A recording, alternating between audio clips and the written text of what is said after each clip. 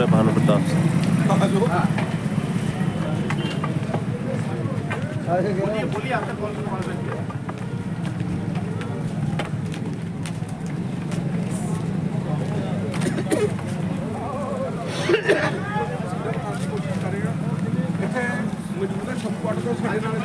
भानु प्रताप जी senior गल channel पे स्वागत है।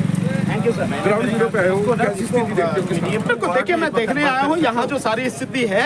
मैं समझता हूँ इतने लोग यहाँ पर इकट्ठे हैं। मैं पीछे से चलता आ रहा हूँ, कम से कम 2 किलोमीटर तो मैं आ चुका हूँ अब तक चलते हुए, और चारों तरफ ट्रैक्टर ट्रॉली और उनमें लोग भरे हुए हैं लगातार हैं, और अपनी जायज मांगों को लेकर सरकार के सामने आए हैं। लेकिन सरकार की जो गुंडागर्दी है, जिस तरह से रास्तों को रोका हुआ है, जिसे रोक नहीं सकती सरकार, न कानूनी रूप से न संवैधानिक रूप से, इस सारी चीज को हठधर्मिता को सरकार को छोड़ना चाहिए। किसानों से तत्काल बात करनी चाहिए, और मैं तो कहता हूँ बात करने की भी जरूरत नहीं, उनकी मांगे माननी चाहिए, ये सबसे जरूरी है। एक ही देश के में 2 स्टेटों के बीच कैसे देखते हो? एक ही देश के लोग हैं, ये पूरी तरह से गैर कानूनी और गैर संवैधानिक है। आप रास्तों के बीच में इस तरह से बैरिकेड करके रास्ता नहीं रोक सकते। आपने केवल किसानों का रास्ता नहीं रोका, बाकी और सबका भी आपने रास्ता रोक रखा है। और यही नहीं है, पूरे चारों तरफ से किलेबंदी की हुई है। मैं सुबह का चला हूँ और 3 बजे यहाँ पहुंचा हूँ। दिल्ली से मैं देख रहा हूँ सिंघू बॉर्डर पर एक तरह से किलेबंदी कर रखी है, मतलब पूरी छावनी बना रखी है वहाँ पे, ये हाल है। तो ये कौन सा तरीका है यार अपने लोगों से बात करने का? एक तरफ सरकार बातचीत का माहौल बना रही है, दूसरी तरफ अभी जो ताज़ा खबर आ रही है खनौरी में एक युवक की मौत हो जाती है। इन सब के बीच में कैसे देखते हो? देखिए, जिनकी मौत हुई है, मेरी जो भावनाएं हैं उनके प्रति हैं, भावनाएं श्रद्धांजलि है मेरी।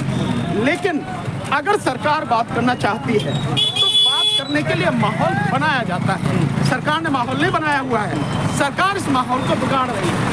अगर माहौल बनाती तो रास्ते खोल के पुलिस को हटा के और सब प्रधानमंत्री को आना चाहिए था आगे। मैं बताओ क्या बात है, क्योंकि प्रधानमंत्री के अलावा तो कोई और है नहीं है करने वाला, सुनने वाला।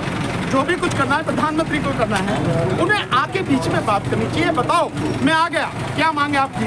और ये सारी मांगे ऐसी हैं जिन्हें सरकार पूरा कर सकती है। कोई भी ऐसा नहीं जिसके संसाधन ना हो, पैसे ना हो, सब कुछ है, लेकिन नियत नहीं। ये है और लगातार जो आपका ईवीएम के ऊपर भी काफी ज्यादा, कैसे देखते हो आगे? देखिए, ईवीएम ही इन सारी चीजों की जड़ है। क्योंकि सरकार को लोगों की बात क्यों नहीं मान रही, उसका कारण है सीधा सीधा, क्योंकि उसे लोगों की वोटों की जरूरत नहीं है। उसके पास वोट छापने वाली मशीन है, और अब तो मशीन ही वो बना रहे हैं। आपने देखा होगा जो भारत इलेक्ट्रॉनिक्स लिमिटेड है, उसके जो 7 डायरेक्टर हैं, उनमें से 4 डायरेक्टर बीजेपी के पदाधिकारी हैं। जो इसका जो सॉफ्टवेयर डेवलप होता है वो, और उस सॉफ्टवेयर उसमें जो है जो सीक्रेट इनक्रिप्टेड सोर्स कोड है, जो मेन है, जो लिंक करते हैं उसके साथ में, चिप के साथ में, वो सारा का सारा डेवलप करने का, बनाने का पूरा कंट्रोल बीजेपी के उन पदाधिकारियों के हाथ में, उन डायरेक्टर्स के हाथ में है जो इंडिपेंडेंट डायरेक्टर है। और ये कंपनी कौन सी है? BL, ये गवर्नमेंट ऑफ इंडिया की कंपनी है, मिनिस्ट्री ऑफ डिफेंस के अंडर में है। और जो ECIL है, electronic corporation of India limited, वो भी जो है गवर्नमेंट के अंडर में। तो जब गवर्नमेंट के अंडर में जो वो हैं कंपनियां, वो मशीनें बना रही हैं, उनके जो पदाधिकारी हैं वो डायरेक्टर हैं, सो सब कुछ उनके कंट्रोल में है। तो इलेक्शन में जीत के कौन आएगा? इसीलिए हम ईवीएम के खिलाफ हैं, इसीलिए ईवीएम घोटाने की बात सर, धारा 144 की बात करें, नेट बंद पड़े हैं और सुविधाएं अन्य बंद पड़ी हैं, और सरकार लगातार 12 दिनों से कैसी लगती है? कौन सी मांग असंवैधानिक है? नहीं, कोई भी मांग, किसानों की एक भी मांग असंवैधानिक नहीं है, गैर कानूनी नहीं है। सारी मांगे जायज हैं, और ये वही मांगे हैं जो पहला किसान आंदोलन चला था, उस किसान आंदोलन के दौरान जिन मांगों को लेकर समझौता हुआ था वही है। कोई अलग नहीं है, किसी भी तरह से कोई अलग हो।